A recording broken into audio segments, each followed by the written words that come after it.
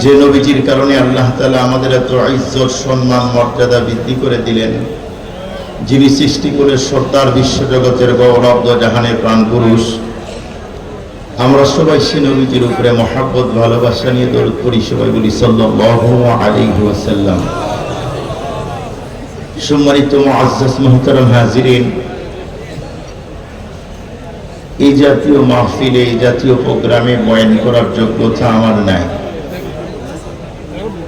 শুরুতে একটা কথা বলে নিচ্ছি, সেটা হলো সাহিবুল বাইতি আদরা মা ফি, ঘরের মধ্যে কি আছে ঘরের মালিকই ভালো জানে। তবে বুজুর্গরা বলেন আল আমরু ফাওকাল আদব, মুরব্বীদের কথা মানা এটা নাকি আদব। এই জন্য আমি মুরব্বীদের নির্দেশে জায়গায় বয়ান করতে বসেছি। সত্যি করে বলতে আসলে আমার এই জাতীয় প্রোগ্রামে বয়ান করার কোনো যোগ্যতাই নেই। এজন্য হজরতের পরে লম্বা টাইম হবে না, অল্প কিছু আলোচনা হবে, এর মধ্যেই খতিবে বাঙ্গাল সাহেব চলে আসবে ইনশাআল্লাহ। সম্মানিত উপস্থিতি, আমি আপনাদের খেদমতে কোরআনুল কারীম থেকে এখানে আয়াতের শেষ অংশ তেলাওয়াত করেছি। এই শেষ অংশকে সামনে নিয়ে বর্তমান সময়ে অতীব জরুরি গুরুত্বপূর্ণ একটি টপিকসে আলোচনা করব। আপনারা দোয়া করেন আল্লাহ তাআলা যেন আমার জবান থেকে ওই জাতীয় কথাগুলি বের করে দেয়, যে কথা বক্তা শ্রোতা বলনেওয়ালা শুননেওয়ালা সকলকে বুঝে আমল করার তৌফিক দান করে। সবাই বলি আমিন।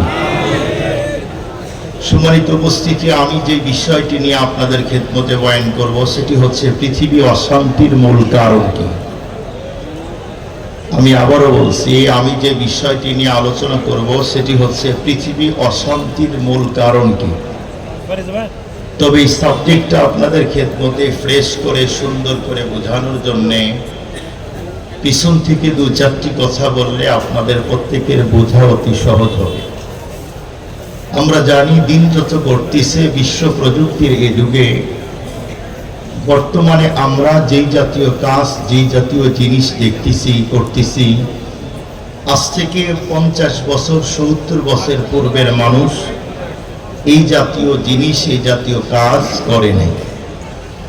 বিশ্ব প্রযুক্তির এই যুগে এখন যেই জাতীয় কাজগুলি আমরা করতেছি, আগের যুগের 70 বছর 80 বছরের আগের যুগের মানুষ এগুলি স্বপ্নেও দেখে নাই, চিন্তাও করে নাই।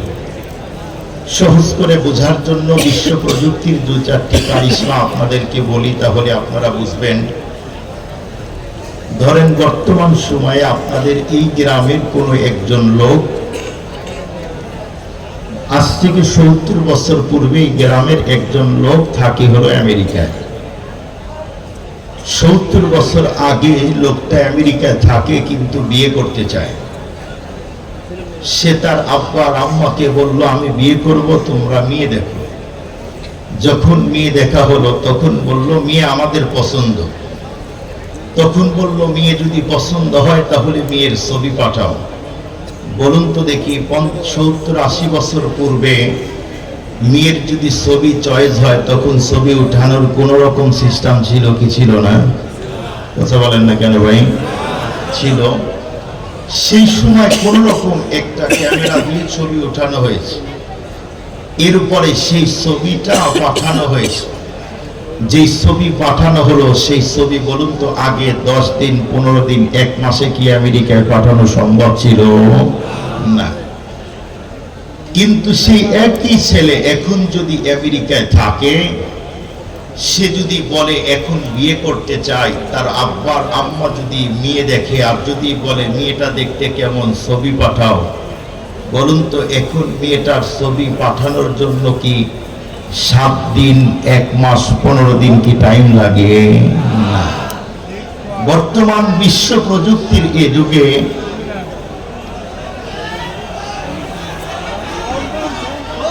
সম্মানিত মুআজ্জাজ মুহতারাম হাজিরিন, আপনারা একটু শান্ত হন ভাই, আপনারা একটু আওয়াজ বাড়ায়, একটু আপনারা শান্ত হন, মেহেরবানি করে আওয়াজ করেন না, মানুষের সমাগম অনেক বেশি ভাই, আপনারা একটু আওয়াজ বাড়ায় দেন, ভালো হয়। সম্মানিত উপস্থিতি, কথাগুলি অত্যন্ত মনোনিবেশ দিয়ে শোনার জন্য অনুরোধ করছি। বর্তমান যুগের যদি একটা মেয়ে চয়েস হয়, শুধু ছবি উঠাবে 2 সেকেন্ড লাগে সর্বোচ্চ। হোয়াটসঅ্যাপ, মেসেঞ্জার, ইমো, টেলিগ্রাম এগুলিতে 2 সেকেন্ডে পাঠানো যায় এই গ্রাম থেকে আমেরিকা। এটা বিশ্ব প্রযুক্তির কারিশমা। শুধু এগুলি একটা দুইটা না, বর্তমান পৃথিবীতে বিশ্ব প্রযুক্তির এ যুগে হাজারো জিনিস আবিষ্কার হচ্ছে যা আমরা কল্পনাই করি নাই। যেমন সহজ করে বোঝার জন্য, আমাদের দেশে যেমন বিশ্ব ইজতেমা, এই বিশ্ব ইজতেমার পুরা ছবি আজ থেকে 70 বছর পূর্বে পুরা এরিয়া ভিডিও করার মতো ওই জাতীয় ক্যামেরা ছিল না। কিন্তু এখন ড্রোন ক্যামেরা আবিষ্কারের এই যুগে বলুন তো দেখি, এত বড় বিশাল ইজতেমা ভিডিও করার সুযোগ আছে না নাই? আছে। এটা হলো বিশ্ব প্রযুক্তির কারিশমা। শুধু একটা দুইটা তিনটা না, আপনি যদি এভাবে একটা একটা একটা একটা করে দেখতে থাকেন, দেখবেন হাজারো প্রযুক্তির এই যুগে হাজারো জিনিস আবিষ্কার করা হচ্ছে। এগুলি সব তার মূল হলো বিশ্ব প্রযুক্তির কারিশমা। শুধু তাই নয়, বর্তমান যুগের একজন কৃষক, একজন সুইপার, একজন রিক্সা চালক, একজন ফকির, একজন ভিক্ষুক, বর্তমান সময়ে আমরা যেই সুবিধা, যেই শান্তির উপকরণ পাই, বলুন তো দেখি আগের যুগে রাজা বাদশারা কি এই সুবিধা পেয়েছে? কথা বলেন না কেন ভাই? তারা কি পেয়েছে? পায় না। এখন একজন সুইপার, একজন রিক্সা চালক, একজন ফকির, ভিক্ষুক যেই সুবিধা পায়, আগের যুগে রাজা বাদশারা পায় না। সহজ করে বোঝার জন্য 2-3টা মেসাল দিলে আপনারা বুঝবেন। ধরে নেন খুব গরম, বর্তমান সময় খুব গরম, যেই গরমের কারণে মানুষের তৃষ্ণায় বুকটা ফেটে যেন চৌচির হয়ে যায়। এই সময় লোকটা ভাবতেছে যদি একটু ফ্রিজিং করা একটু পানি পেতাম, সেই পানিটা যদি একটু লেবু দিয়ে শরবত করা হতো তাহলে আমার জন্য বড় ফায়দা হতো। খুব ভালো করে বুঝবেন, এই যে রোদের মধ্যে একটু তৃষ্ণা লেগেছে, পানি পান করার জন্য ফ্রিজের যে ঠান্ডা পানি পেলেন, আগের যুগের রাজা বাদশারা কি এই জাতীয় ঠান্ডা পানি পেয়েছে? অথচ এখন ভিক্ষুকের ঘরে, ফকিরের ঘরে কি বলে ফ্রিজ আছে না নাই? আছে। সম্মানিত মুআজ্জাজ মুহতারাম হাজিরিন, এখন যদি খুব বেশি গরম হয়, আমরা যদি বাহির থেকে কাজ করে আসি, এরপরে যদি বেগমকে বলি, বেগম তুমি একটু সিলিং ফ্যানটা ছেড়ে দাও, যখন সিলিং ফ্যান ছেড়ে যায় তখন একটু বাতাস হয়, কিন্তু শরীর ঠান্ডা হয় না। এরপরে আমরা আবার বেগমকে বলি শরীর ঠান্ডা হয় না, তুমি ওই ঘর থেকে টেবিল ফ্যানটা নিয়ে আসো। যখন পাশের রুম থেকে টেবিল ফ্যান নিয়ে এসে এরপরে চালু করে দাও, এরপরে শরীর ঠান্ডা হয় না। এরপরেও যখন টেবিল ফ্যান দেওয়া হয় না, তখন বলে আমরা যে ধান উড়াই সেই ঝড় ফ্যানটা নিয়ে আসো। যখন ঝড় ফ্যান নিয়ে আসে এরপরেও শরীর ঠান্ডা হয় না। যদি সাহেবের অনেক টাকা হয়, টাকা যদি থাকে, বলুন তো দেখি ওই সাহেব পরের দিন ঘরের মধ্যে এসি লাগায় কি লাগায় না? লাগায়। আমার জিজ্ঞাসা হলো, আমরা সিলিং ফ্যান পাই, টেবিল ফ্যান পাই, ঝড় ফ্যান পাই, এসি পাই, আগের যুগে রাজা বাদশারা কি এগুলি পেয়েছে? এগুলি পায়নি। তার মানে এগুলি আমাদের জন্য এখন শান্তির একটা উপকরণ। খুব ভালো করে বুঝবেন, বর্তমানে খুব শীত, যেই শীতে ধরেন এত শীত, ঠান্ডা পানিতে টাচ করা যায় না, শরীরে কাঁপুনি তৈরি হয়। কিন্তু যার ঘরের মধ্যে গিজার আছে, বলুন তো দেখি তারও কি ঠান্ডা পানি না গরম পানি? গরম পানি। আগের যুগের রাজা বাদশাদের যদি পানি গরম করা প্রয়োজন হতো, সেই সময় লোক সেটিং করা ছিল, ওরা পানি গরম করে পানি সামনে দিত। কিন্তু এখন লোক লাগে না, ঘরের মধ্যেই সবকিছু হয়। এগুলি হলো শান্তির উপকরণ। মনে রাখবেন, আগের যুগের রাজা বাদশা, আগের যুগের মানুষ যে খাবার না পেয়েছে, আমরা তাদের চেয়ে উন্নত মানের খাবার খাই। সেই যুগের মানুষ যে খাবার না পেয়েছে, তার চেয়ে উন্নত মানের খাবার আমাদের যুগের এখন কুকুর আর শ্রীগাল খায়। আগের যুগের মানুষ যে পোশাক না পেয়েছে, বর্তমান যুগের একজন ফকিরও তার চেয়ে উন্নত মানের পোশাক পায়। আগের যুগের মানুষ যেই চিকিৎসা না পেয়েছে তার চেয়ে উন্নত মানের চিকিৎসা এখন আমরা পাই। আগে তো আমরা শুনেছি কারো যদি ডায়রিয়া হয়েছে, কলেরা হয়েছে, তাকে আর বাঁচানো যায় না। কারো যদি অক্সিজেনের সমস্যা হয়েছে তাকে আর বাঁচানো যায় না। কিন্তু বর্তমান যুগে বলুন তো, উন্নত মানের চিকিৎসা এখন আমরা পাই কি পাই না? কথা বলেন না কেন ভাই, পাই কি পাই না? পাই। খুব ভালো করে বুঝবেন, বর্তমান এই যুগে মেডিকেল সায়েন্স ডক্টরগুলি এত চিকিৎসায় আগানো। আগে তো একজন রোগীকে পুরা শরীরের টপটুবাটু এ টু জেড চিকিৎসা দিত একজন ডক্টর, আর এখন একজন চোখের ডক্টরই তো প্রায় ডজনের উপরে। আগে এত উন্নত মানের চিকিৎসা ছিল না। আপনারা অবশ্যই পেপার পত্রিকায় দেখেন, এই তো গত 1 বছর পূর্বে নয়া দিগন্ত একটা পত্রিকায় আসলো কি, ডক্টর এক জায়গায় কম্পিউটার নিয়ে বসে আছে, রোগী আছে আর এক জায়গায়, মাঝখানে 20 কিলোমিটার দূরত্ব। ডক্টর এই জায়গায় বসে 20 কিলোমিটার দূরত্ব সেই রোগীকে চিকিৎসা দিতেছে শুধুমাত্র কম্পিউটারের মাধ্যমে। বলুন, আগের যুগে কি এত উন্নত মানের চিকিৎসা পেয়েছে? তারা পায় না।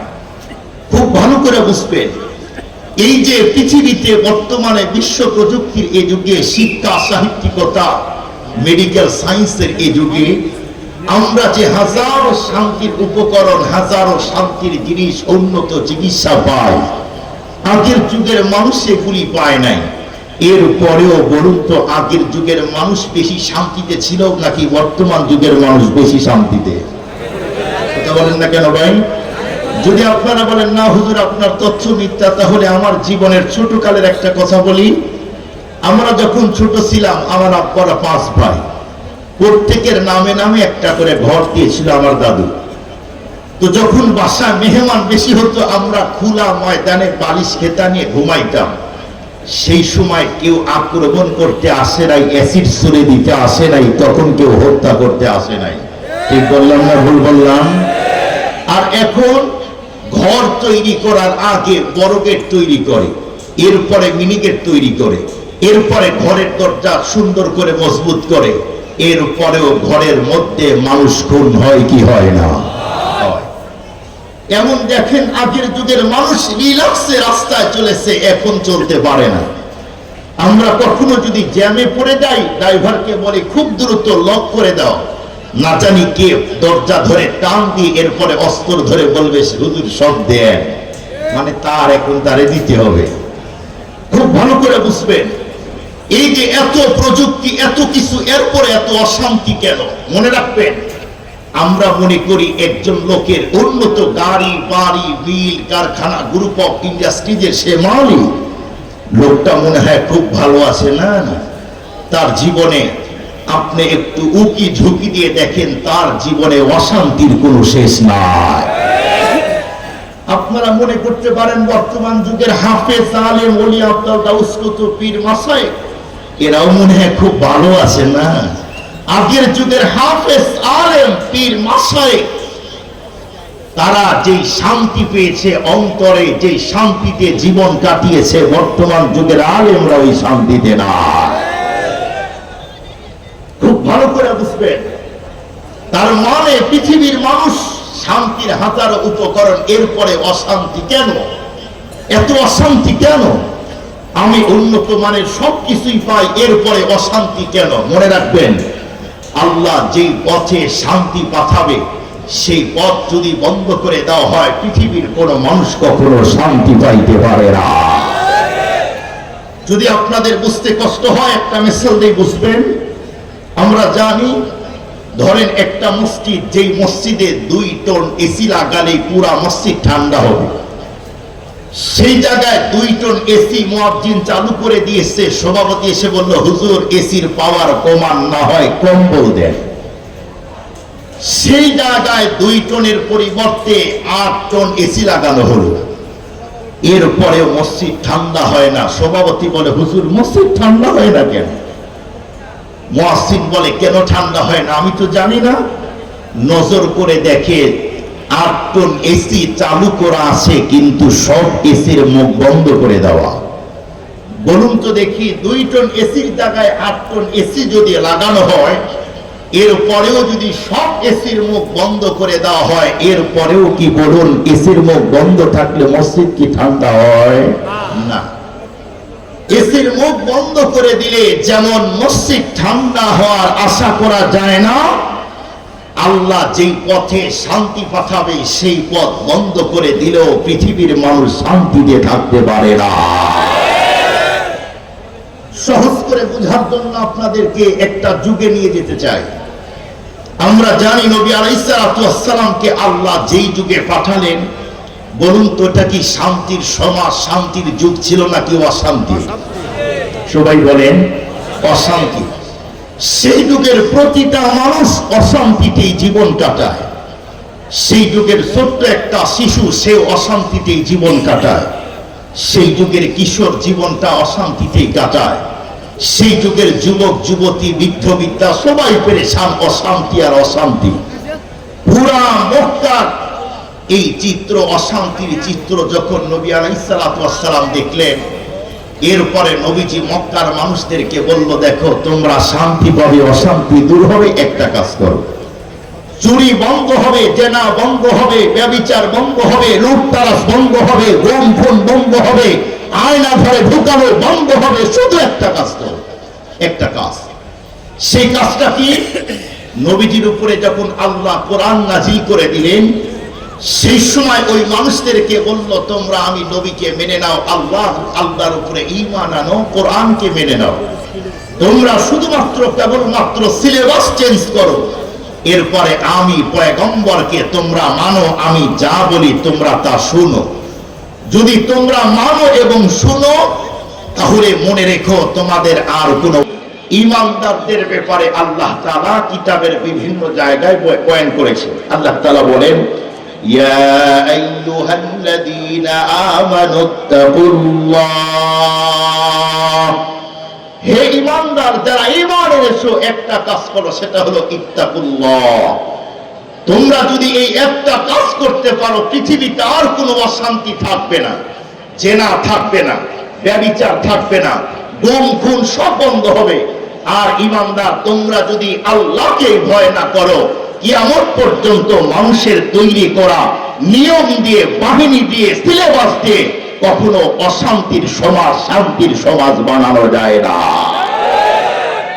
যদি আপনাদের আরো বুঝতে কষ্ট হয়, সহজ করে বোঝার জন্য বলি, এই তো আমাদের দেশ থেকে বিদায় নিলেন একটা সরকার, প্রায় 16 বছর পর্যন্ত আমাদের দেশ শাসন করেছে, শোষণ করেছে। 16 বছরে তার র্যাব বাহিনী, পুলিশ বাহিনী, এরপরে বিজিবি আরো বাহিনী তৈরি করলো। বলুন তো অমুক লীগ, তমুক লীগ, অমুক লীগ, তমুক লীগ, আরো কত লীগ তৈরি করলো। এরপরেও 16 বছর আমাদের শান্তি নিশ্চিত করার যেই ফিকির করেছে, বলুন আমরা 16 বছর কি শান্তিতে ছিলাম? কথা বলেন না কেন ভাই? তার মানে আপনারা হয়তো শান্তিতে থাকতে পারেন, আপনারা শান্তিতে থাকলেও এদেশের হক্কানি রব্বানি ওলামায়ে কেরামদেরকে শান্তিতে থাকতে দেয় না। কোন আলেমকে জেলখানায় শেষ করে দিয়েছে, আবার কারো লাইফটা নষ্ট করে দিয়েছে, আবার কারো উপরে এমন নির্যাতন করেছে সে যেন আর ময়দানে যাওয়ার পরে কোনো কাজ করতে না পারে, এত নির্যাতন করেছে তারা। তার মানে আইন দিয়ে, বাহিনী দিয়ে, দল দিয়ে পৃথিবীতে শান্তি আনা যায় না। শান্তি আনতে চাইলে নবী যেই ফর্মুলা, যেই প্রেসক্রিপশন করলে, সেই একটা কাজ যদি আমরাও করি, আমরাও শান্তি পাবো ইনশাআল্লাহ। আল্লাহ পাক কোরআনে বলেন, ফাত্তাকুল্লাহ মাস্তাতাতুম, তোমরা একটা কাজ করো। আল্লাহ পাক আরো বলেন, ইয়া আইয়ুহাল্লাযীনা আমানুত্তাকুল্লাহ ওয়া কুলু কাওলান সাদীদা। আল্লাহ পাক এগুলি বলতে বলতে আল্লাহ আরো বলেন কি? আল্লাহ পাক বলেন, ওয়া মান ইয়াত্তাকিল্লাহ ইয়াজআল লাহু মাখরাজা। আল্লাহু আকবার বলবেন কি একবার? আল্লাহ বলেন, যে ব্যক্তি আল্লাহকে ভয় করবে, আমি আল্লাহ তার জন্য মুক্তির পথ তৈরি করে দিব। সেই যুগে নষ্ট সমাজের মুক্তির পথ তৈরি করে দিয়েছিলেন কে? একটু জোরে বলেন কে? ওই যুগের মানুষের মুক্তির ব্যবস্থা হয়েছে কার কথা মানার কারণে? জোরে বলেন কার কথা?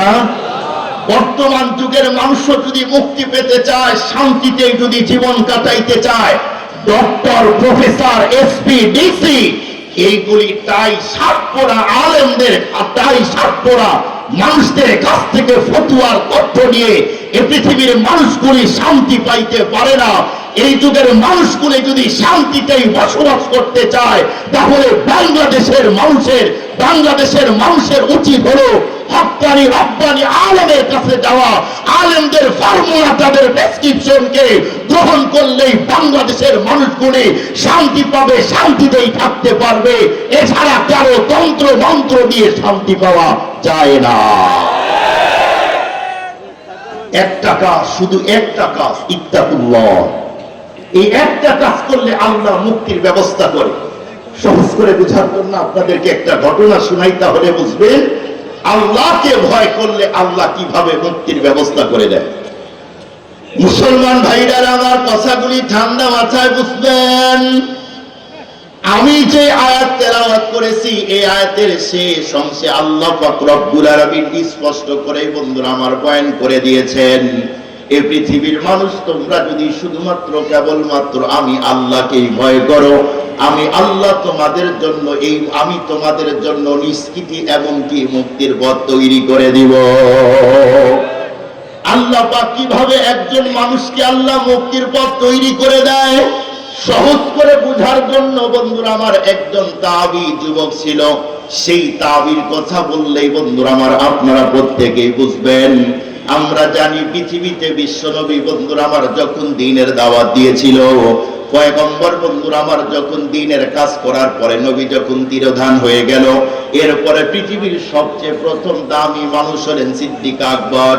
যেই সিদ্দিক আকবরের ব্যাপারে আমার নবী স্পষ্ট করে বয়ান করেন। আমার নবী বলেন, আফজালুন নাসি বাদাল আম্বিয়া।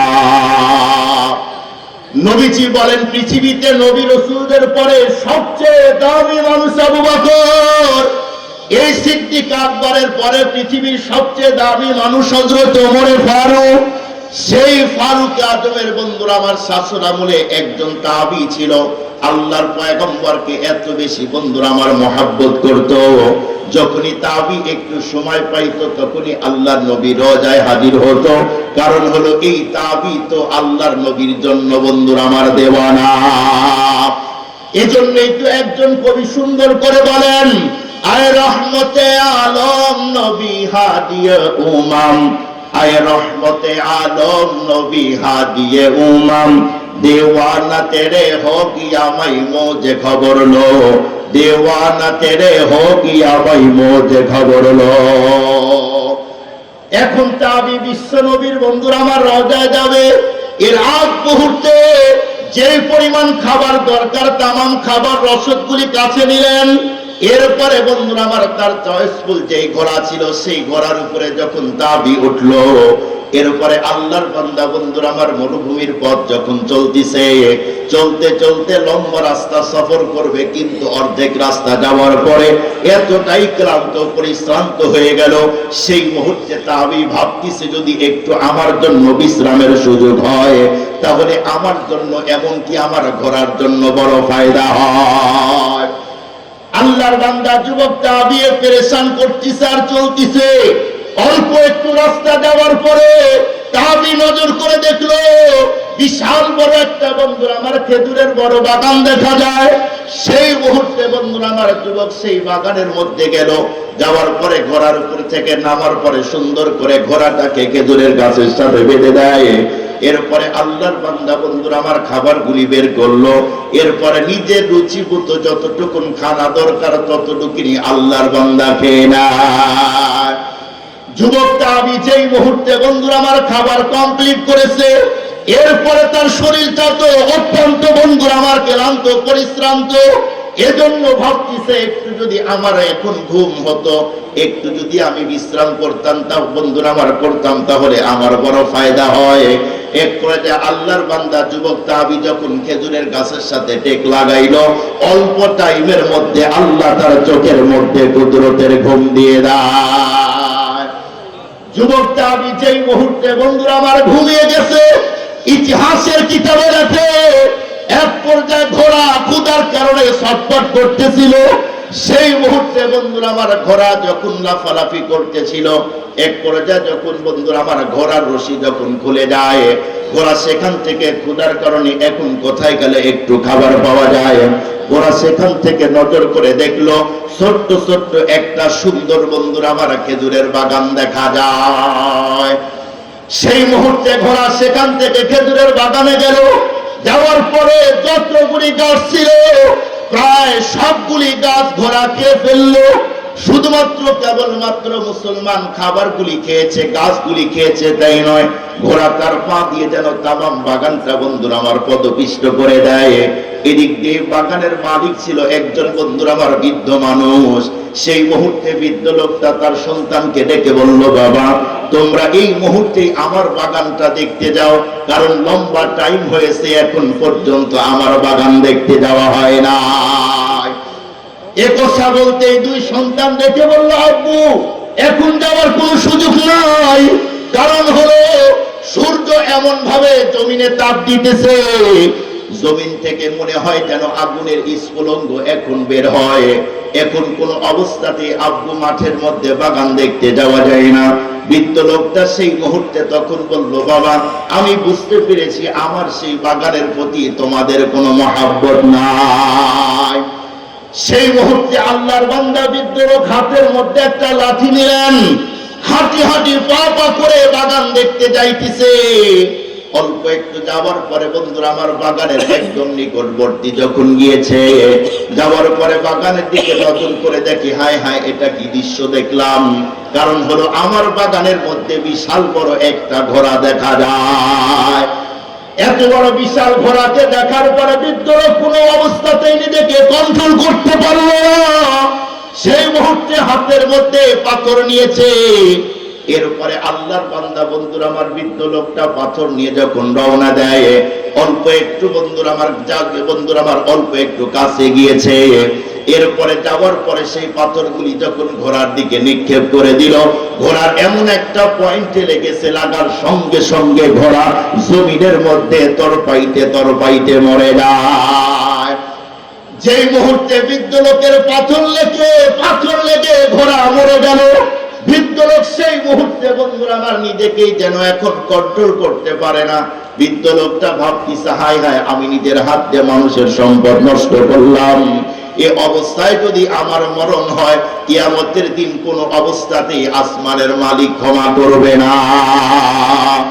সম্মানিত মুআজ্জাজ মুহতারাম হাজিরিন, আমাদের দেশে দেখবেন অনেক ড্রাইভার আছে, রাস্তায় চলতে গিয়ে গাড়ির চাকার নিচে কখনো হাঁস, কখনো মুরগি, কখনো ছাগল পড়ে কি পড়ে না? বুঝা বলেন না কেন ভাই? পড়ে কি পড়ে না? পড়ে। যখন হাঁস মুরগি অথবা ছাগল পড়ে, বলুন তো দেখি এই সমস্ত ড্রাইভার ভাইগুলি তখন স্পিড আসতে দেয় না জোরে দেয়? আবার বলেন আসতে দেয় না জোরে দেয়? জোরে দেয়। কেন? এখন যদি আমাকে ধরে তাহলে তো আমাকে জরিমানা দিতে হবে, এখন আমাকে 500, 1000, 5000 জরিমানা দিতে হবে। এই জরিমানা না দেওয়ার ভয় এখান থেকে পালিয়ে যায়। ওই সমস্ত দোস্তদেরকে বলতে চাই, আজকে হয়তো ওই লোকের সম্পদ, তার হক তুমি নষ্ট করে দিলে, ওই লোকটা হয়তো তোমাকে ধরতে পারলো না, কিন্তু মনে রেখো আজকে যদিও এই লোক ধরতে পারলো না, তুমি পালিয়ে গেলে কিয়ামতের দিন তোমার পালানোর কোনো সুযোগ থাকবে না। সেই দিন সুযোগ থাকবে না, তোমাকে সেই দিন ধরবে, সেই দিন তোমার পালানোর কোনো অপশন থাকবে না। খুব ভালো করে বুঝবেন, মানুষ মনে রাখবেন, হক হলো দুই প্রকার, একটা হলো আল্লাহর হক আর একটা হলো বান্দার হক। কোন মানুষ যদি আল্লাহর হক নষ্ট করে হয়তো আল্লাহ তারে ক্ষমা করে দিবে, মাফ করে দিবে, কিন্তু কোন মানুষ যদি কারো হক, কারো সম্পদ যদি নষ্ট করে, কিয়ামতের দিন আল্লাহ ততক্ষণ পর্যন্ত ক্ষমা করবে না যতক্ষণ পর্যন্ত ওই লোকটা এই লোককে ক্ষমা না করবে। ঠিক বললাম না ভুল বললাম? এই জন্য হকের ব্যাপারে সিরিয়াস, মানুষের সম্পদ নষ্ট করার ব্যাপারে আমাদের সিরিয়াস থাকতে হবে। খুব ভালো করে বুঝবেন, এখন তো আমাদের দেশের মানুষ হকের ব্যাপারে কোনো খেয়ালই করে না। ঠিক বললাম না ভুল বললাম? খুব ভালো করে বুঝবেন, আল্লাহর হক যদি নষ্ট করেন আল্লাহ মাফ করতে পারে, মালিকের কাউকে জিজ্ঞেস করার দরকার নেই। কিন্তু আপনি যদি মানুষের হক নষ্ট করেন, ওই লোক আপনাকে কখনো ক্ষমা করবে না, প্রশ্নই আসে না। আজকে তো আমাদের দেশে হক নষ্ট করার প্রতিযোগিতা হয়। বলবেন হুজুর কেমনে? সহজ করে বোঝার জন্য আপনাদেরকে বলি। আপনারা বলুন, আমাদের দেশে অনেক বাবা আছে হজ করার আগে অথবা হজে না যাওয়ারও আগে অনেক সময় দেখবেন বাবা এলাকার মাতব্বর, এরপরে শ্বশুরালয়ের লোকদেরকে ডাকে, এরপরে ভাই ব্রাদার ভাতিজা যারা আছে তাদেরকে ডাকে। ডাকার পরে কি বলে যে আমি তো হজে যাব, এই জন্য আমার সম্পদ আমার ছেলে এবং মেয়েকে বন্টন করে দিয়ে যেতে চাই। সে সময় মাতব্বর যারা আছে, যারা বিচারক এলাকার মাতব্বর, তারা তখন বলে আরে তুমি কি আর আমাদেরকে ডেকেছো, এই কাজের জন্য কি ডাকতে হয়? সবাই তো জানে মেয়েরা বাবার বাড়ি পায় না, ভিটা পায় না, দোকান পায় না। এই ওয়াজ করার নেতা ছিল কি ছিল না? ধরে বলেন আছে না নাই? আছে না নাই? আছে। বলুন তো দেখি, বাবার সম্পদ যদি ছেলে বাড়ি পায়, ভিটা পায়, এরপরে দোকান পায়, মেয়ে পায় কি পায় না? আবার বলেন পায় কি পায় না? মেয়েরাও পায়। কিন্তু যে বাবা তার কন্যার বাড়ি ভিটা এমনকি দোকান থেকে যেই বাবা তার কন্যাটাকে বঞ্চিত করলো, মনে রাখবেন এই বাবা তার কন্যার হক নষ্ট করার কারণে এই বাবাকেও আল্লাহর কাঠগড়ায় দাঁড়াইতেই হবে, বাঁচার কোনো সুযোগ না। পৃথিবীর প্রতিটা মানুষের কাছে আল্লাহ হক দিয়েছে। আমার কাছে আমার স্ত্রীর হক আছে, সন্তানের হক আছে, আমি যদি টিচার হই স্টুডেন্টের হক আছে, আমি যদি ইমাম হই মুসল্লির হক আছে, আমি যদি নেতা হই জনগণের হক আছে। এই হকগুলি যদি আদায় না করি, কিয়ামতের দিন বাঁচার কোনো সিস্টেম থাকবে না। খুব ভালো করে বুঝবেন। দেখবেন আমাদের দেশে অনেক সময় অনেক দোকানদার ভাইরা আছে, যেই দোকানদার ভাইরা এক দোকানদার আর এক ভাইয়ের দোকানে, ধরেন মুদিখানার দোকানদার, এই দোকানের কাছে একজন 500, 1000, 2000 টাকা বাকি খেয়েছে। যখন বাকি খায়, দোকানদার যখন টাকা চায় তখন আল্লাহর বান্দা দিতে চায় না, বলে অমুক দিন তমুক দিন, এভাবে ঘুরায় কি করে না। আবার এমনও হয় দোকানদার টাকা পায় 1000, 2000, 500, অনেকে আছে সেই টাকাটাও দিতে চায় না। মনে রাখবেন, সে তো আপনার কাছে পায়, সে তো পাওনাদার। সেই টাকা যদি পরিশোধ না করে মৃত্যুবরণ করেন, তার হক যদি নষ্ট করেন, কিয়ামতের দিন আল্লাহ আপনি যতই হাজি হন, গাজী হন, নামাজি হন, এরপরে তাহাজ্জুদ গুজার হন, মসজিদ বানান, মাদ্রাসা বানান, ওই লোকের হক নষ্ট করার কারণে কিয়ামতের দিন আল্লাহ আপনাকে ছেড়ে দিবে না। শুধু তাই নয়, আমাদের দেশের মানুষ লেনদেনের ব্যাপারেও একজন মুসলমান আর একজন মুসলমানের হক আছে।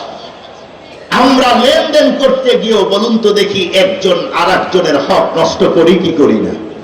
কথা বলেন না কেন ভাই? দেখবেন অনেকে ধার নেয়, ভাই তুমি আমাকে একটু কিছু টাকা দাও, আমি আগামী শুক্রবারে দিয়ে দিব। যখন শুক্রবার আসে ফোন রিসিভ করে না। 7 দিন পার হয়, 15 দিন পার হয়, 1 মাস পার হয়, 6 মাস, 1 বছর, 5 বছর, 7 বছর পার হয়। এরপরে আল্লাহর বান্দার 7 দিনই হয় না, না জানি ওর 7 দিন কত বড়। 7 বছরও পার হয়, দিতে চায় না। মনে রাখবেন, যে লোকটা আপনার কাছে টাকা পায়, এটা তার হক, এটা তার পাওনা। এটা যদি পরিশোধ না করে মৃত্যুবরণ করেন, কিয়ামতের দিন বাঁচার কোনো সিস্টেম নাই। অথচ আমাদের নবীজির জীবনী দেখেন, নবী আলাইহিস সালাতু ওয়াস সালামের আপনি জীবনী দেখেন, যেই নবীর জীবনের পূর্বাপর আল্লাহ সব গুনাহ ক্ষমা করে দিলেন, সেই পয়গম্বরের শরীরে একদিন জ্বর। নবী আলাইহিস সালাতু ওয়াস সালাম সেই মুহূর্তে তার আপন চাচতো ভাই ফজল ইবনে আব্বাসকে বলল, ফজল আমার শরীরে জ্বর, তুমি একটু আমাকে ধরে বাহিরে নিয়ে যাও। ফজল ইবনে আব্বাস যখন নবীকে ধরলেন শক্ত করে, যেন নবী আলাইহিস সালাতু ওয়াস সালাম পড়ে না যায়। মুসলমান ভাইরা আমার কথাগুলি ঠান্ডা মাথায় বুঝবেন। এক পর্যায়ে ফজল ইবনে আব্বাস রাদিয়াল্লাহু তাআলা আনহু যেই মুহূর্তে আল্লাহর পয়গম্বরকে বন্ধুরা আমার শক্ত করে ধরলো, এরপরে ফজল ইবনে আব্বাস যখন নবীকে বাহিরে নিয়ে যায়, এরপরে বন্ধুরা আমার আল্লাহর পয়গম্বর সেই মুহূর্তে ফজল ইবনে আব্বাসকে ডেকে বলল, ফজল তুমি এই মুহূর্তে আমাকে এখন তুমি বাহিরে বসিয়ে দাও, এরপরে যতগুলি সাহাবী আছে তামাম সাহাবীকে আমার সামনে হাজির করে দাও। ফজল ইবনে আব্বাসকে যখন বিশ্বনবী কথা বললেন, এরপরে ফজল ইবনে আব্বাস রাদিয়াল্লাহু তাআলা আনহু সেই মুহূর্তে বন্ধুরা আমার যতগুলি পুরুষ সাহাবী ছিল তামাম সাহাবায়ে কেরামদেরকে তখন ফজল ইবনে আব্বাস যখন নবীর সামনে হাজির করে দেয়, এরপরে আল্লাহর পয়গম্বর বন্ধুরা আমার সাহাবীদেরকে ডেকে বলল, সাহাবী আমি তোমাদেরকে কেন ডেকেছি তোমরা কি জানো নাকি? মুসলমান ভাইরা আমার এই কথা বলতে সেই মুহূর্তে সাহাবায়ে কেরাম বলল, নবীজি না আমরা তো জানি না।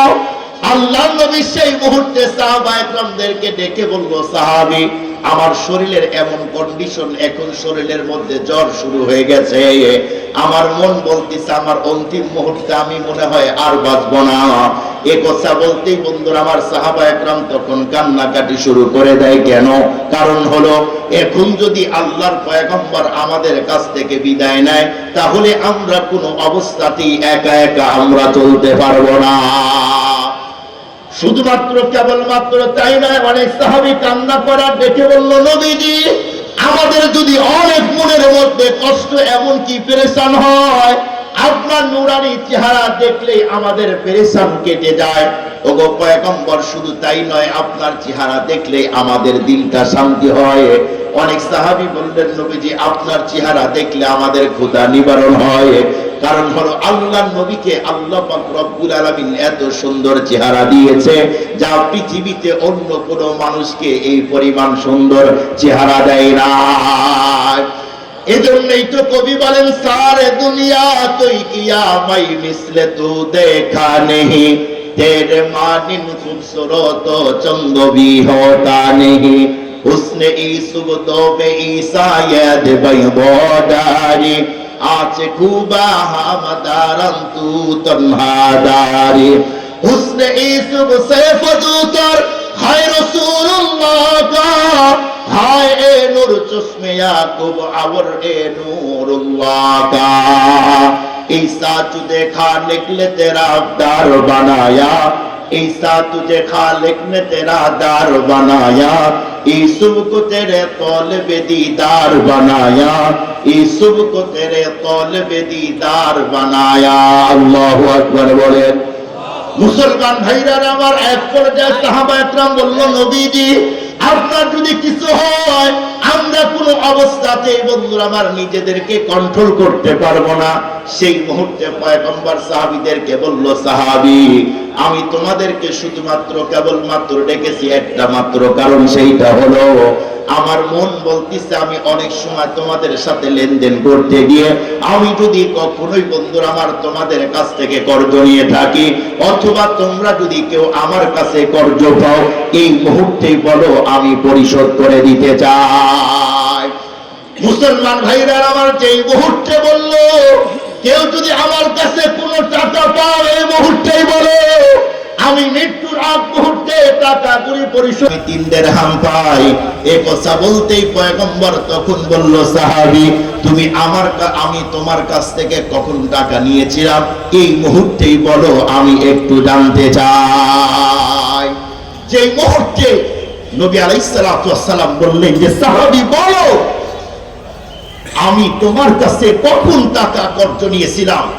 সম্মানিত মুআজ্জাজ মুহতারাম হাজিরিন, আপনারা একটু এদিকে খেয়াল করেন, হুজুর আসতেছে বয়ান তো করবে, তখন মন ভরে দেখবেন ইনশাআল্লাহ ভাই, ইনশাআল্লাহ তখন মন ভরে দেখবেন হুজুর আসতেছে, আপনারা পেরেশান হবেন না, অল্প টাইমের মধ্যে হুজুর এসে যাবে ইনশাআল্লাহ।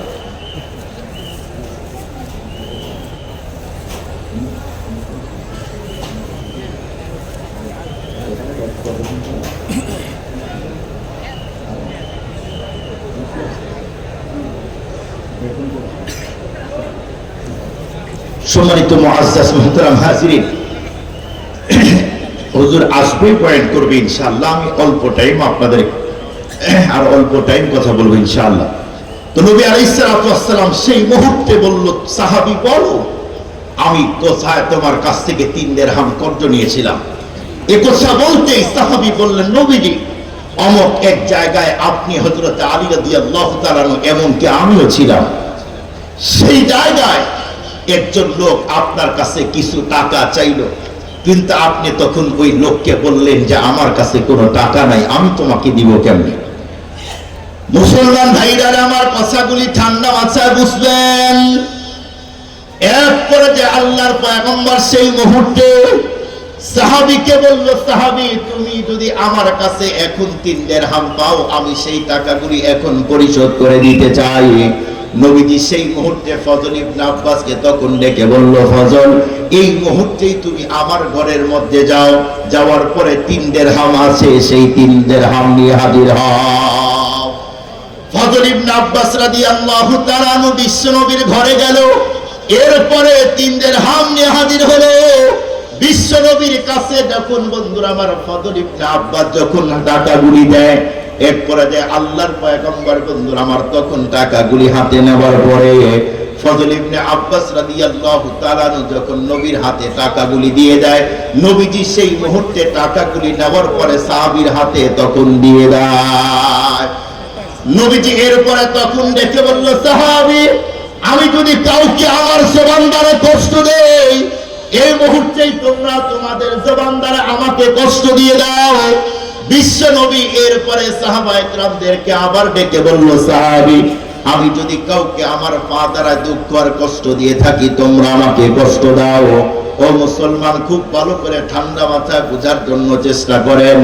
কোন পয়গম্বর সাহাবীদেরকে এমন কথাগুলি বলতিছে যেই পয়গম্বরের জীবনে একটা অপরাধ নাই, এমনকি আল্লাহর পয়গম্বরের চেয়ে উন্নত মানের চরিত্রওয়ালা কেউ নাই। নবীজি বলতিছে, সাহাবী তোমরা বলো আমি যদি কাউকে আমার জবান দ্বারা দুঃখ আর কষ্ট দিয়ে থাকি, তাহলে মৃত্যুর আগ মুহূর্তে আমাকে বলো।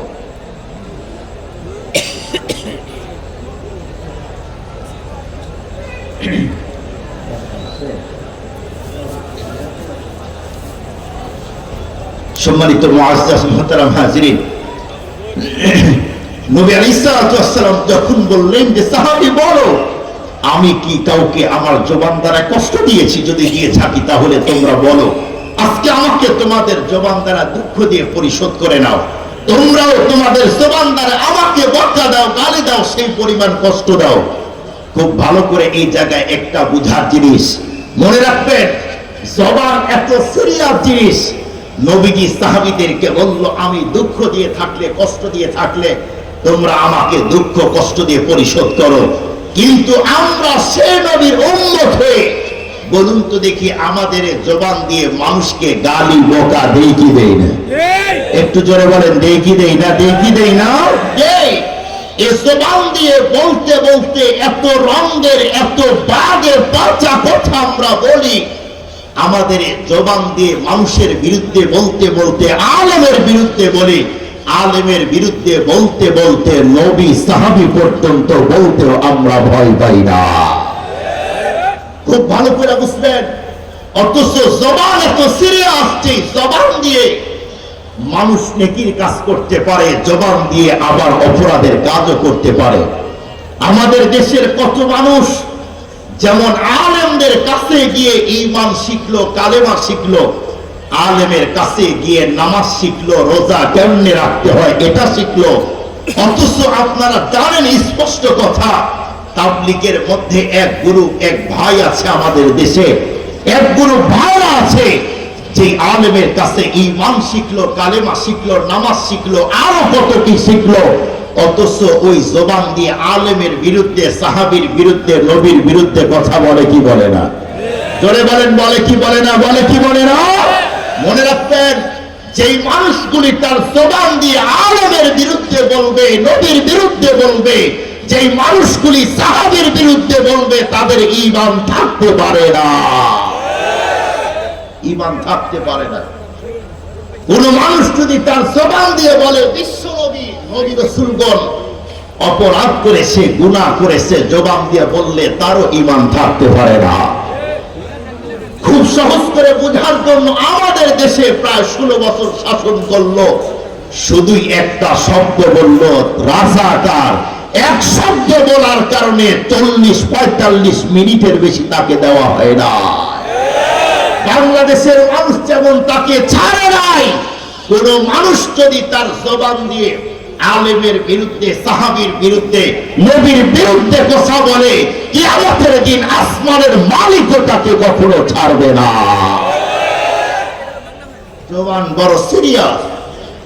শুধুমাত্র কেবলমাত্র জবান দিয়ে আপনি জিকির করবেন, এরপরে কোরআন পড়বেন, তাসবিহ পড়বেন। মনে রাখবেন, যতই তাসবিহ পড়েন, জবান দিয়ে আল্লাহ বিরুদ্ধে, নবী বিরুদ্ধে, কোরআনের বিরুদ্ধে কথা বললে অনেক সময় আপনার ঈমান থাকতে পারে না। জবান বড় সিরিয়াস, খুব ভালো করে বুঝবেন। আজকে আপনি 1 চিল্লা, 2 চিল্লা, 3 চিল্লা, 1 সাল লাগাইলেন, আর এসে বড় মুফতি, বড় পাগড়ি আর টুপি আর লম্বা জুব্বা পরে আপনি এলাকার ভিতরে মাসালার ফতোয়া দিয়ে ঘুরেন, আর আপনি বলতেছেন আলেম কি জানে। মিয়া, যে আলেমের কাছে তুমি নামাজ শিখলে, দোষ শিখলে, যে আলেমের কাছে তাশাহুদ শিখলে, তায়াক্কুল শিখলে, সেই আলেমের বিরুদ্ধে তোমার জবান দিয়ে কথা বলো, তোমার একটু কি ভয় লাগে না? সম্মানিত মুআজ্জাজ মুহতারাম হাজিরিন, মনে রাখবেন, জবান বড় সিরিয়াস। হযরত ওমর ফারুক রাদিয়াল্লাহু তাআলা আনহু, এমনকি বিশ্বনবী একদিন খানায়ে কাবার চত্বরে তওয়াফ করতেছে, এমন মুহূর্তে আল্লাহর পয়গম্বর খানায়ে কাবা যখন তওয়াফ করা শেষ, নবীজি খানায়ে কাবার দিকে লক্ষ্য করে বলছে, খানায়ে কাবা, তোমার মর্যাদা তো তুঙ্গে, তোমার চেয়ে দামি সম্মানিত জিনিস পৃথিবীতে আর কিছুই নাই। এই কথাটা ইসলামী খুতবাত আলম ইসলামিক স্কলার আল্লামা তকি ওসমানী, যিনি পাকিস্তানের সাবেক চিফ জাস্টিস ছিলেন, সেই তকি ওসমানী তার কিতাবের মধ্যে লেখেন, নবীজি যখন বলতিছে যে খানায়ে কাবা তোমার মর্যাদা তো তুঙ্গে, তোমার চেয়ে মর্যাদাপূর্ণ জিনিসে পৃথিবীতে আর কিছুই নাই, তবে মনে রেখো তোমার চেয়ে পৃথিবীতে আরো একটা দামি জিনিস আছে। ওমর ফারুক রাদিয়াল্লাহু তাআলা সেই মুহূর্তে বলল, নবীজি, খানায়ে কাবার চেয়ে মর্যাদাপূর্ণ জিনিস পৃথিবীতে আছে? বলে, হ্যাঁ আছে। ওগো নবীজি, আমরা তো জানি আল্লাহ পৃথিবীতে রহমত পাঠালে সর্বপ্রথম খানায়ে কাবায় পাঠায়, এরপরে পুরা পৃথিবীতে সেগুলিকে স্প্রে করে দেয়, কিন্তু খানায়ে কাবার চেয়ে মর্যাদাপূর্ণ জিনিস আছে? নবী আলাইহিস সালাতু ওয়াস সালাম তখন বলল, হ্যাঁ আছে। ওমর ফারুক রাদিয়াল্লাহু তাআলা তখন বলল, জি ইয়া রাসূলুল্লাহ, বলেন সেই জিনিসটা কি? ওমর ফারুক তখন বলল, সেই জিনিসটাই হলো মানুষের সম্মান আর ইজ্জত। মানুষের সম্মান আর ইজ্জত, এটা খানায়ে কাবার চেয়ে দামি। এটা নবীজি ফারুক আজমকে বললেন। অথচ আপনারা বলুন, পৃথিবীতে কোন মানুষ দেখাইতে পারবেন, কোন মুসলিম, যেই মুসলমান 5 ওয়াক্ত নামাজ পড়ে না, জুমার নামাজ পড়ে না, ঈদের নামাজ পড়ে না, বাবা মুসলমান, সেও মুসলমান, কিন্তু এই মুসলমান যে নেশা করে, জেনা করে, ব্যভিচার করে, অপরাধ করে, এই মুসলিমকেও যদি বলা হয় তুমি আল্লাহর ঘর মসজিদ ভাঙবো, সে কি ভাঙবে? কথা বলেন না কেন ভাই? সে কি ভাঙবে? কথা বলেন না কেন? ভাঙবে না। খুব ভালো করে বুঝার জন্য চেষ্টা করবেন। এই লোক যেমন যদিও নামাজ না পড়ুক, রোজা না করুক, হজ না করুক, যাকাত না দেখ, এরপরেও এই লোক যেমন মসজিদ ভাঙতে চায় না, এই একই লোককে যদি বলা হয় যে তুমি এখন খানায়ে কাবা, বাইতুল্লাহ ভাঙবো, বলুন তো ওই লোকটা কি বাইতুল্লাহ ভাঙবে? জোরে বলেন না। কেন? সে জানে আমি যদিও নামাজ না পড়ি, রোজা না করি, হজ না আদায় করি, আমি যদি আল্লাহর বিধান নাও মানি, এর পরেও পুরো অবস্থাতে খানায়ে কাবা ভাঙ্গা যায় না।